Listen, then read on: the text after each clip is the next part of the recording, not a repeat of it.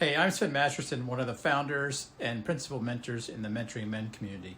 And I show men how to transform painful, stuck, dying, and broken marriages into deeply connected, passionate, and intimate marriages. And in this video, I want to talk to you about how to think about the future when you're in the midst of very challenging times in your relationship or marriage. I talk to a lot of men who have experienced or are experiencing some sort of significant marriage conflict. Usually this is because perhaps a wife has said, I need space, or I'm in love with you, but I'm not in love with you. It might be that she's had an emotional or physical affair. It might be that she's being very distant, that she's feeling aloof, cold. It could be that there is a lack of intimacy, specifically sexual intimacy in the marriage. It could be a number of things. Now, I'm not necessarily talking to every man in every marriage in these videos. I'm talking to men in very specific circumstances who are in the midst of a difficult marriage that they would like to see turn around and lead to the life that they would like. Now, a lot of naysayers and trolls will watch a video like this and say it's impossible, you can't have that, move on, dump her, etc.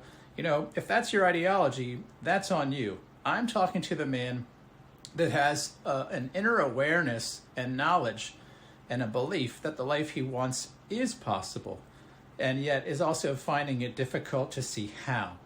And so if that's you, I want you to listen further. One of the most complicated things that a man runs into is the fear of the future. How is this going to work out? And a man who's stuck in a marriage that feels like it's dying can oftentimes be completely hindered by thinking about the future. Now, you might think it's normal to think about the future all the time, and to a degree it is, but you know, one of the reasons we do this is because of fear and anxiety and insecurity. And so when a man is looking at an uncertain future, specifically about a relationship, wondering, can I ever be happy? Can this woman satisfy me? Will she ever come back to the relationship? Will I ever have sex again? Will I ever find deep connection, passion, intimacy, etc.? You can just get overwhelmed with just this thing we call uncertainty. Well, I want to remind you, or perhaps alert you to something. There's not a human being alive on earth who gets to be certain about tomorrow. The reality is, for all of our obsessing, for all of our wringing our hands about what the future might look like, I could step out the door of this office, you could step off the curb in your local town and get creamed by a bus. And in an instant, everything that you thought was certain is not, is over.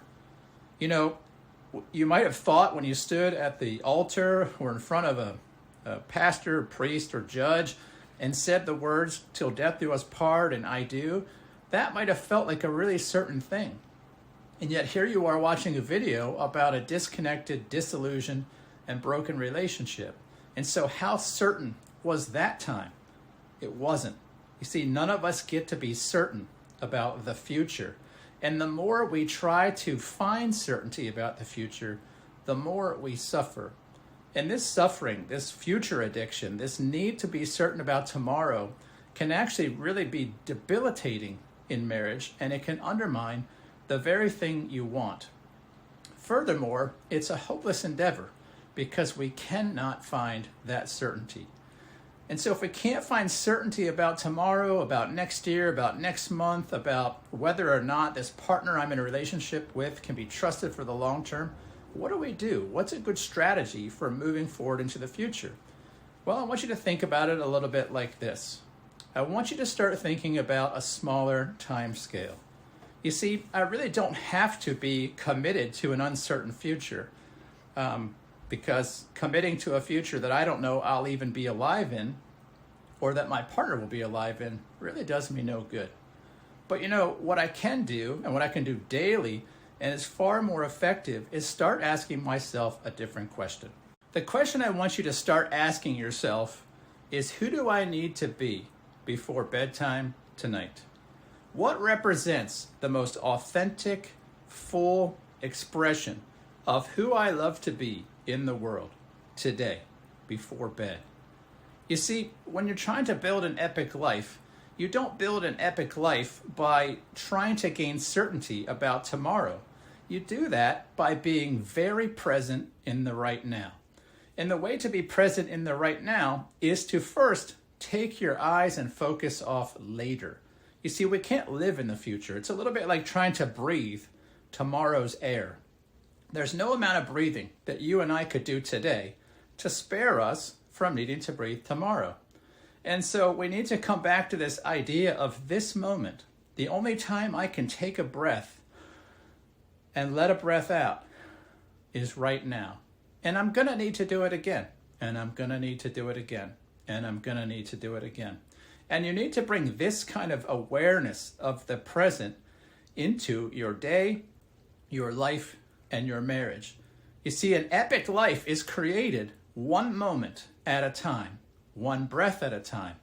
And by being extremely present in that moment as the man that you love to be.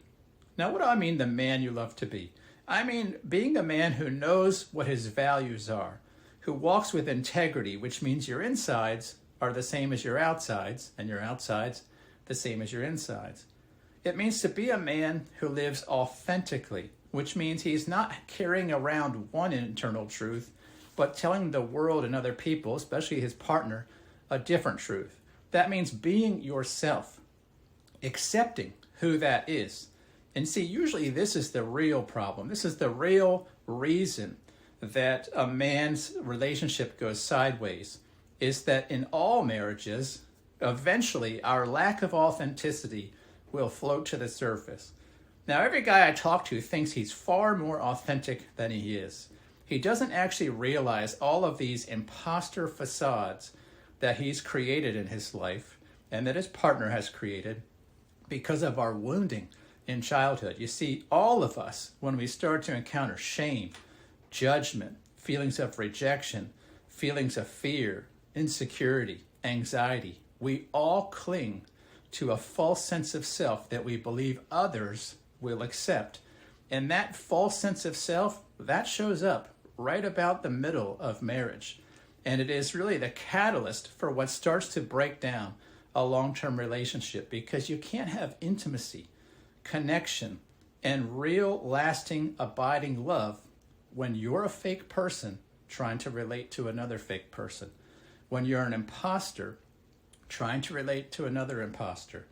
And this is what's happening in disillusionment, is each person is experiencing really the end of this imposter self that cannot lead them to the life they want. And so to overcome this, we need to get present and start living authentically. But we must limit the scope of that to today. Now, I'm not suggesting you need to give no thought whatsoever to tomorrow. Just that proportionately, if all of your focus is on tomorrow, instead of being present right here, right now, in this moment, with the person that you're in a relationship with, you will fail. Because relationships and life are lived in this moment, in the now, in the present. And if we can't get good at that, we'll never experience the life that we want. And so what are some things you can do to live in the present, in addition to setting your goal to be your best before bed tonight? Well, here's what I do. My first go-to Swiss Army knife of learning to be present is gratitude. It's very hard, if not impossible, to express gratitude and be up in your head. And so, in fact, that's the beautiful thing about gratitude, is when we find something to affix our gratitude on, it pulls our focus out of our anxious monkey mind, which is always trying to figure out tomorrow and what's around the corner and what other people are thinking and feeling. And instead, it brings it back to this moment. What am I appreciative of right now? If you don't know where to start with this, I want you to think about your breathing. Breathing is also a great way to get back in the present. And when you attach breathing with gratitude, you start to actually make some inroads into presence. And so that looks like just inhaling with thankfulness and appreciation and gratitude for that air you just took in. And exhaling with gratitude and appreciation. being grateful for what's leaving your body, for what that oxygen accomplished. I know this seems kind of trivial, but it's something that all of us can be appreciative and have gratitude for all the time. And sometimes that's where you need to start, to kind of wedge your way in to an anxious moment, to a fearful moment, to the monkey mind spinning. Is just come back to right now, and your breathing is a pace setter for presence. You see, every time I'm inhaling, exhaling, because I can't hang on to that air, I need to do it again. And so I can always go back to that inhale and exhale to be present. Now, when you're okay, I'm being thankful and appreciative of this air I'm breathing, now you can move on to other things you appreciate in the moment, which is about noticing your surroundings. It's about noticing with an eye towards gratitude what's going on your insides in your life. It might be appreciation for things like a roof over your head, for having peace, for not being in a war zone, for example. It could be for having food today, and so forth. Now, the goal here is not to ignore the hardship that we have. It's to affix our focus on what is worthy of appreciation. And it actually brings us back to right now. Now, when you're with another person doing this same process, will also slow your heart rate. It brings your executive control back to yourself instead of your amygdala getting hijacked by fear and anxiety and the fear of what your partner's about to say or do. And so this brings you back to right now. And when you express gratitude, whether that's silently or verbally and audibly to the people around you, it makes a difference. And then from that place, I want you just to think about more gratitude. Let this be even an hourly practice, just to come back to right now. And then once you've done that gratitude, once you've expressed appreciation for this moment, once you have kind of reoriented to your breathing, I want you to think about your feet planted in the ground, like really notice them as though they're tree roots, and think about your place in this grand world and universe. And then I want you to think about, who do I love to be? Who would I love to be right now? And then ask yourself, what would really limit me from being that man in this moment? What you'll find is the answer is generally nothing in this moment. The thing that limits us is actually our fear of the future. And when you step out of that fear of the future into right now with gratitude, appreciation, groundedness, and slow, deliberate breathing, you find I can be that person. I can willfully choose to be the person that aligns with my value system, my authenticity, and who and what I love to be in the world. Then be that man and do it the next hour and the next hour. And at the end of the day, ask yourself, do I like how I showed up? What would I like to do differently tomorrow? And then get up and do it again.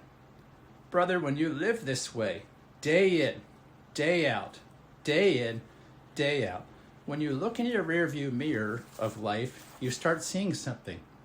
I'm living a pretty good life. I like how I'm being. I like what's going on. And then you'll also start to see your circumstances differently, because the reality is so much of what is depriving us of happiness, connection, a sense of calm and peace is really this fear of the future. And that's really tied to really a lack of trust that I'm going to show up in my own future in a way that can be trusted, in a way that I'll be safe, my needs, wants, and desires will be met, and I'll be okay. Now, I've just scratched the surface today on this whole idea of how to be present in the now, how to be confident about the future, and to trust that you're going to be okay, just as okay then as you are now. And so I want you to look in the description if you're curious, and if you want to connect and find out more, I want to invite you to click the link in the description to set up a session with me. I'd love to talk to you more about your life, what your struggles are to be connected, what your struggles are to be present, and a little bit more about maybe how your monkey mind is ruminating over the future. And that all starts with filling out a brief form, just to get to know you a little bit and set up a call. And so with that, I wish you a great day, and I'll talk to you soon. Take care.